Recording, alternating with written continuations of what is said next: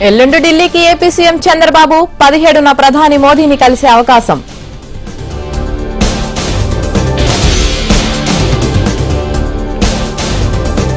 చంద్రబాబు కేసులను సీబీఐకు అప్పగించాలంటూ పిటిషన్, విచారణ అర్హతపై కౌంటర్ దాఖలు చేయాలని ఏజీకి ఆదేశం.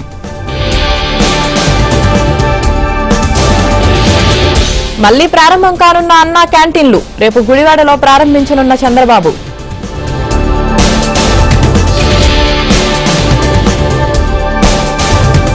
పెద్దిరెడ్డిని అనర్హుడిగా ప్రకటించాలంటూ హైకోర్టులో పిటిషన్, అఫిడవిట్లో భార్య స్థిరాస్తులను తెలపలేదన్న లాయర్లు.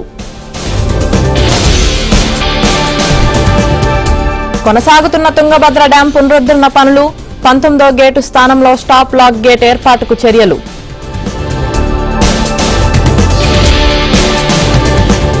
హైదరాబాద్ లో రేవంత్ బృందానికి ఘన స్వాగతం, విదేశీ టూర్ సక్సెస్ అయిందన్న శ్రీధర్ బాబు.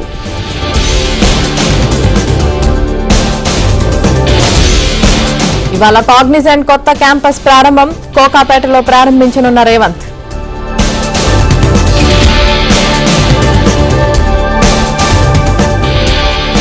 రేపు ఖమ్మంలో రేవంత్ రెడ్డి పర్యటన, 3వ విడత రుణమాఫీ నిధుల విడుదల.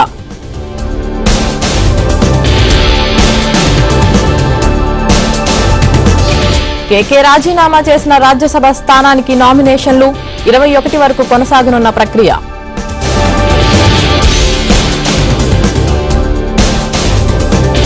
జోగి రమేష్ పై వసంత కృష్ణ ప్రసాద్ ఆగ్రహం, కొడుకు అరెస్టుతో కుల రాజకీయాలు చేస్తున్నారని విమర్శలు.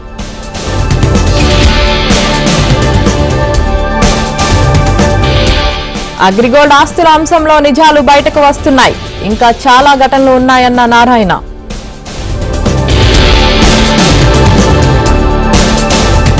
స్వతంత్ర వేడుకలకు ముస్తాబైన గోల్కొండ, ఘనంగా నిర్వహించనున్న కాంగ్రెస్ సర్కార్.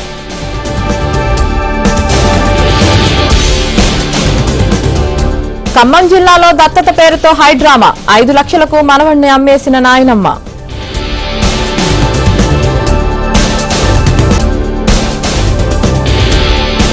జగిత్యాల జిల్లా మెట్పల్లిలో కిడ్నాప్ కలకలం, 2 ఏళ్ల బాలుణ్ణి ఎత్తుకెళ్లిన దుండగులు.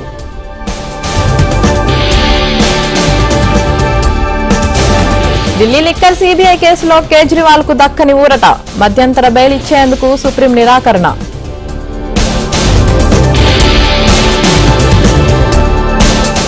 ఢిల్లీకి భారత్ ఒలింపిక్ బృందం, కాసేపట్లో ప్రధాని మోదీ నివాసంలో ఆతిథ్యం.